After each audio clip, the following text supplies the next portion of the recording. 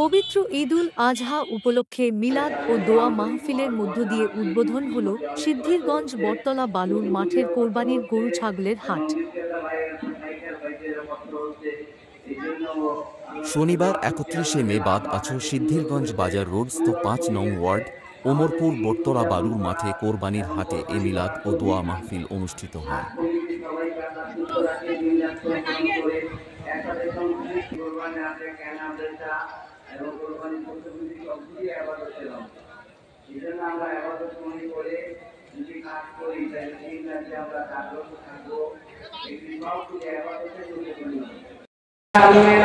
ولا مرض علينا ولا ضائق لنا ولا تسلط علينا من لا يرحمنا আল্লাহ তুমি আমাদের রহমত আল্লাহ করো, আল্লাহ সব থেকে তুমি হেফাজত করো, আল্লাহ সবাই চলতে থেকে আমরা যেন পূর্ণ পরিবেশে জায়গা যেতে তুমি সুস্থ রাখো।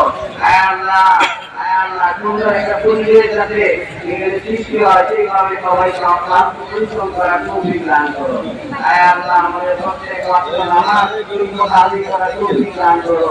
ইব্রাহিম আলাইহিস সালাম যখন কোরবানি করেছিলেন আল্লাহকে খুশি করার জন্য ওইরকম মহল মানসিকতা বাসনা অন্তরে পোষণ করে আমাদেরকে ওই চেতনায় কোরবানি করার তৌফিক দান করো। সুবহান রাব্বিকা রাব্বিল আলহামদুলিল্লাহি রাব্বিল আলামিন।